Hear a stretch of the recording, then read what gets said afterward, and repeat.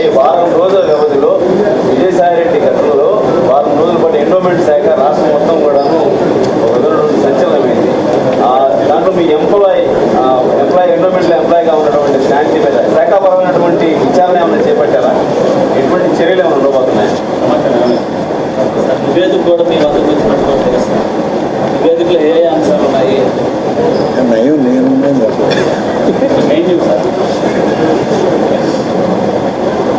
శ్రీమతి K శాంతి అనే అమ్మాయి మా డిపార్ట్మెంట్లో అసిస్టెంట్ కమిషనర్.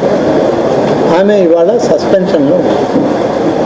అంటే ఇది మేము సస్పెండ్ చేసింది కాదు, ఇంతకు ముందే ఈమెని సస్పెండ్ చేయడం జరిగింది. ఈమె గతంలో మా దగ్గర 2019లో ఆమె సర్వీస్ కమిషన్ ద్వారా ఆమె సెలెక్ట్ అయ్యి, అంటే అప్పటికి ఉమ్మడి రాష్ట్రంలోనే సెలెక్ట్ అయింది. రాష్ట్రంలో సెలెక్ట్ అయ్యాక ఆమెకి పోస్టింగ్ డైరెక్ట్ రిక్రూట్మెంట్లో 2020లో ఇచ్చారు. అప్పుడు సర్వీస్ కమిషన్ ద్వారా వచ్చిన దాంట్లో మా దగ్గర అసిస్టెంట్ కమిషనర్ పోస్టులకి డైరెక్ట్ రిక్రూట్మెంట్లో సెలెక్ట్ చేయాలంటే కొన్ని నిబంధనలు ఉన్నాయి. లా గ్రాడ్యుయేట్ అయి ఉండాలి, 3 సంవత్సరాలు లా ప్రాక్టీస్ చేసి ఉండాలి యాజ్ లాయర్గా. ఇవన్నీ ఉన్న వాళ్ళకి ఎలిజిబిలిటీ ఇచ్చాం. ఎలిజిబిలిటీ పెట్టి చేస్తే ఆమె వచ్చింది, సెలెక్ట్ అయింది.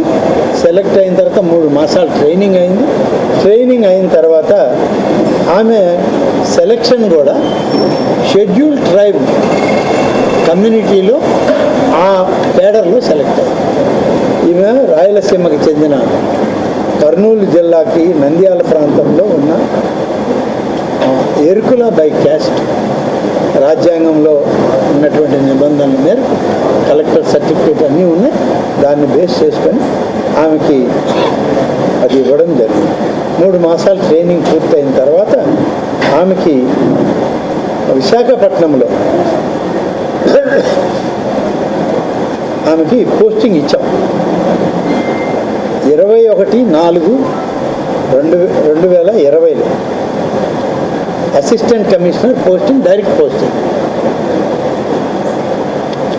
ఆమెకు పోస్టింగ్ ఇస్తే 24వ తేదీ పోయి చేరింది అదే మాసం as assistant commissioner and executive officer.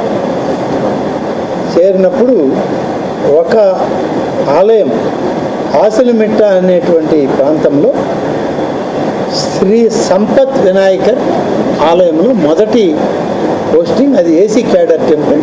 ఆమెను అక్కడ వేయింది. ఇక అక్కడి నుంచి ఆమె వివిధ దేవస్థానాల్లో పనిచేస్తూ వచ్చింది.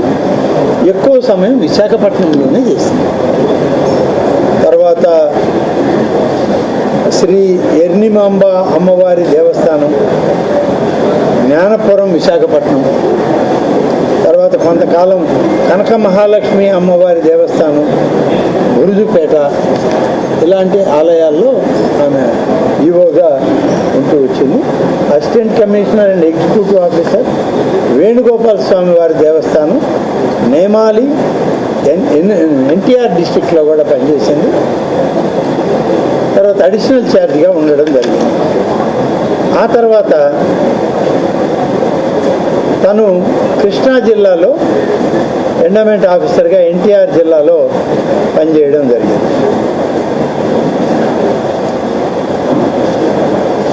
ఆ తర్వాత కొన్ని ఆరోపణలు వచ్చాయి ఆమె మీద.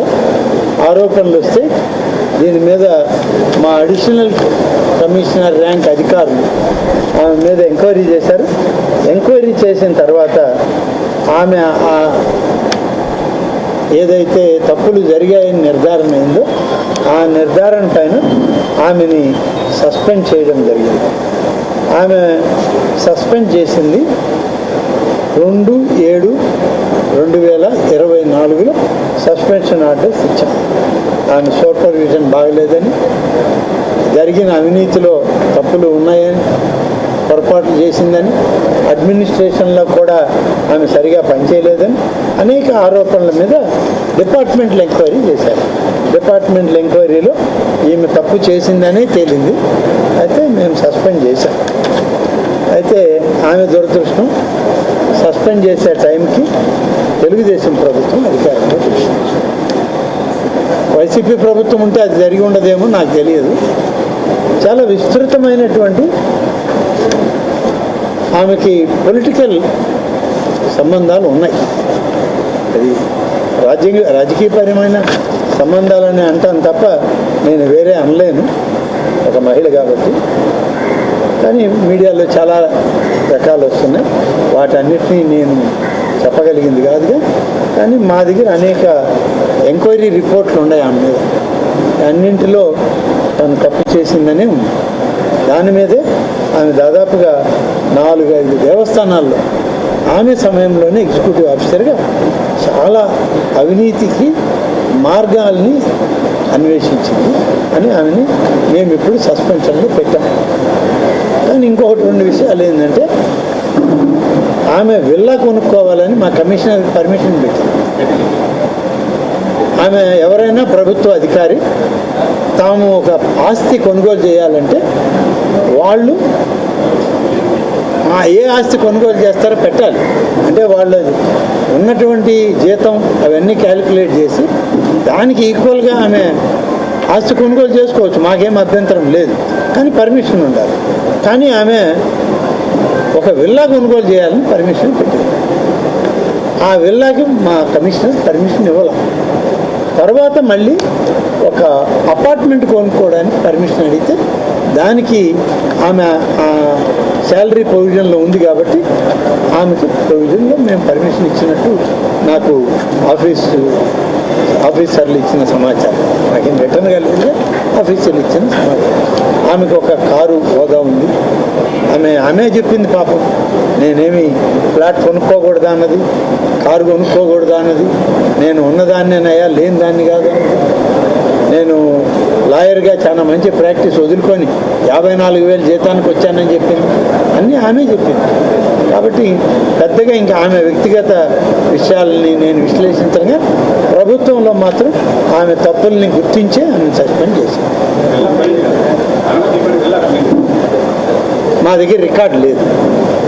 అనాథరైజ్డ్గా ఆమె కొనుక్కొని ఉండొచ్చు. మా దగ్గర కొన్నామనే సమాచారం మాకు ఇవ్వాలి.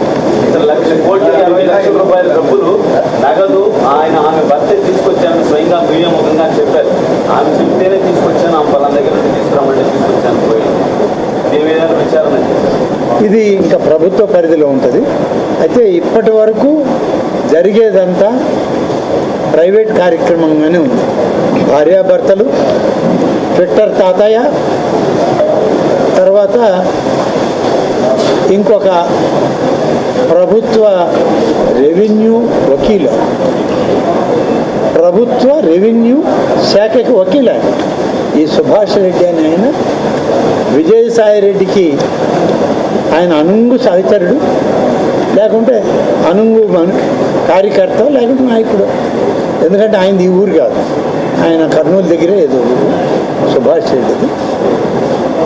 ఆయన విజయసాయి రెడ్డికి నోట్లో నాలుకనే చెప్పాలి. మాకు తెలిసిన ఇప్పటి వరకు ఉన్న సమాచారం అయితే విజయసాయి రెడ్డి చేసిన ప్రతి రెవెన్యూ దందాలో విశాఖపట్నంలో ఈ సుభాష్ రెడ్డి ఈ యొక్క శాంతి ప్రమేయం ఉంది అనేది మాకు తెలిసిన సమాచారం. ఇంకా లోతుగా మేము విచారించాలి అని అంటే మాకు ఇప్పుడు ప్రభుత్వం కంప్లైంట్లు ఉన్నాయి, కొన్ని కలెక్టర్లు కొన్ని కంప్లైంట్లు ఇవ్వాలి. ఇప్పుడు ప్రభుత్వ భూముల్ని వాళ్ళు రెవెన్యూ రికార్డులు మార్చేసి సొంతంగా చేసుకున్నారని చాలా ఉన్నాయి.